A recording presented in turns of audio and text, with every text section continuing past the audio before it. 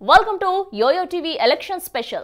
YS Rajasekhar Reddy కుటుంబ ఖిల్లాగా పేరొందిన కడప లోక్సభ స్థానంలో ఈసారి రసవత్తర పోరు జరగనుంది. ఇక్కడ తెలుగుదేశం జెండాను రెపరెపలాడించాలని ముఖ్యమంత్రి చంద్రబాబు గట్టి పట్టుదలతో ఉన్నారు.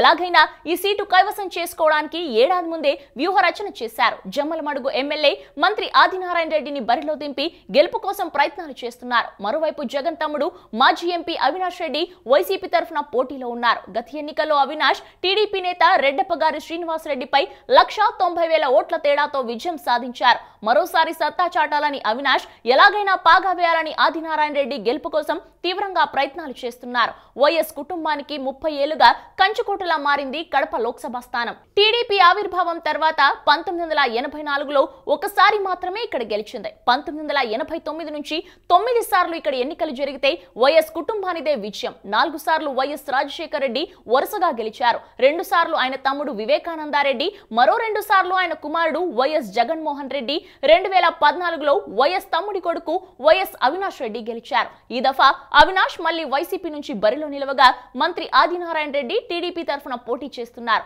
ఇదివరకటిలా ఈసారి ఎన్నిక ఏకపక్షం కాబోదని రాజకీయ వర్గాలు అంచనా వేస్తున్నాయి. టీడీపీ అధికారంలో రాష్ట్ర ప్రభుత్వమే సొంతంగా ఉక్కు కర్మాగారానికి శంకుస్థాపన చేయడం, ఈ ప్రాంతానికి కృష్ణా జలాలు అందించడం, చేపట్టిన అభివృద్ధి కార్యకలాపాలతో తొలిసారి వైఎస్ కంచుకోటను బద్దలు కొట్టగలమన్న ఆశాభావంతో టీడీపీ ఉంది.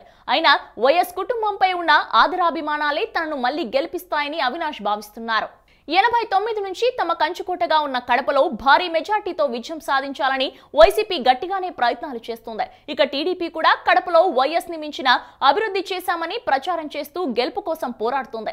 దీనికోసం మంత్రి ఆదినారాయణ రెడ్డిని బరిలో నిలిపింది. ఈసారి కడపలో ఎలాగైనా పాగా వేయాలని భావిస్తున్న టీడీపీ వ్యూహాత్మకంగా వ్యవహరిస్తోంది. లోక్సభ పరిధిలోని 7 అసెంబ్లీ స్థానాల అభ్యర్థుల ఎంపిక మొదలు ప్రచారం, వ్యూహ ప్రతివ్యూహాలను పూర్తిగా ఆదినారాయణ పర్యవేక్షిస్తున్నారు. మొదట గెలిచి అభ్యర్థులను గుర్తించి వారికే టికెట్లు కేటాయింపజేశారు. వివిధ సమీకరణాలు, సామాజిక వర్గాలతో చర్చలు, ప్రచారంలో దూకుడు కనబరుస్తున్నారు.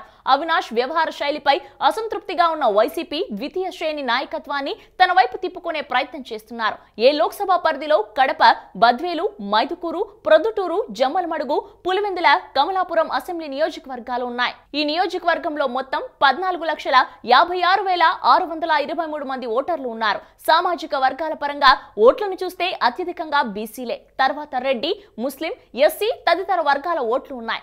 రెడ్డి, ముస్లిం, ఎస్సీ వర్గాలు వైసీపీకి అండగా ఉంటుండగా బీసీ ఇతర ఓట్లపై టీడీపీ ఆశలు పెట్టుకుంది. టీడీపీ తరఫున ఆదినారాయణ రెడ్డి, వైసీపీ తరఫున అవినాష్ రెడ్డి, కాంగ్రెస్ తరఫున జి శ్రీరాములు ఇక్కడ పోటీలో ఉన్నారు. అలాగే జనసేన కూటమిలో భాగంగా సిపిఐ ఇక్కడ బరిలో నిలిచింది. అలాగే బీజేపీ కూడా తమ అభ్యర్థిని నిలిపింది. 5 పార్టీలు పోటీలో ఉన్న టీడీపీ, వైసీపీల మధ్యనే అసలు వార్ జరగనుంది. 2009 ఎన్నికల్లో కాంగ్రెస్ అభ్యర్థిగా వైఎస్ జగన్ 1,75,846 ఓట్ల మెజార్టీతో గెలుపొందారు. 2011లో జరిగిన ఉప ఎన్నికల్లో వైసీపీ తరఫున బరిలోకి దిగి 5,45,672 ఓట్ల భారీ ఆధిక్యంతో విజయం సాధించారు. 2014 ఎన్నికల్లో 12,662 ఓట్లు పోలవగా వైసీపీ అభ్యర్థి అవినాష్ రెడ్డికి 6,71,983 ఓట్లు వచ్చాయి. టీడీపీ ప్రత్యర్థి ఆర్ శ్రీనివాస్ రెడ్డికి 4,81,660 ఓట్లు లభించాయి. అవినాష్ 1,90,323 ఓట్ల ఆధిక్యంతో గెలుపొందారు. ఇక కడప లోక్సభలో విజయాన్ని పులివెందుల మెజార్టీయే ప్రభావితం చేస్తోంది. ఈసారి చంద్రబాబు కడప లోక్సభను కైవసం చేసుకునేందుకు 3 దశాబ్దాల ఫ్యాక్షన్ వైరంతో నడిచిన ఆదినారాయణ రెడ్డి, రామసుబ్బారెడ్డిని ఏకతాటిపైకి తీసుకొచ్చారు. దీని ద్వారా జమ్మలమడుగులో భారీ మెజార్టీ వస్తే అది పులివెందుల మెజార్టీతో సమానమైతే మిగతా 5 చోట్ల టీడీపీ కొద్ది మెజార్టీ సాధించిన కడప లోక్సభ సీటు టీడీపీకి కైవసమవుతుందని భావించారు. వారిద్దరికి రాజీ కుదిర్చి ఆదిని లోక్సభకు, రామసుబ్బారెడ్డిని జమ్మలమడుగు నుంచి బరిలోకి దించారు. మరోవైపు వైసీపీ కూడా వ్యూహాత్మకంగా వ్యవహరిస్తోంది. జగన్ కడప లోక్సభ సెగ్మెంట్ లో ఇప్పటికే ప్రచారం చేశారు. తమ కంచుకోటలో గత ఎన్నికలకు మించిన మెజార్టీ సాధించాలని ప్రణాళికలు రచించి వాటిని అమలు చేసే బాధ్యతని అవినాష్ కి అప్పగించారు. ఆదినారాయణ రెడ్డి, రామసుబ్బారెడ్డి వర్గాలు కలిసి పనిచేయడం, గండికోట ప్రాజెక్టు పునరావాసానికి ప్యాకేజీ, కృష్ణా జలాలు జిల్లాకు తీసుకురావడం తమకు కలిసి వస్తుందని టీడీపీ భావిస్తోంది. 7 నియోజకవర్గాల్లోనూ జగన్ కి గట్టి బలం ఉండటం, వైఎస్ బిడ్డ జిల్లావాడు సీఎం అవుతాడన్న భావన ప్రజల్లో ఉండటం, రెడ్డి సామాజిక వర్గం వైసీపీకే మద్దతుగా ఉండటం ఆ పార్టీకి లాభం చేకూర్చే ఛాన్స్ ఉంది. వైసీపీకి కొంత సానుకూలతలు ఉన్న టీడీపీ ఎలాంటి పోటీ ఇస్తుందనేది ఫలితంపై ఆసక్తి పెంచుతోంది. హలో, మిమ్మల్నే యోయో టీవీ యాప్ డౌన్లోడ్ చేసుకున్నారా? ఇంకా లేదా?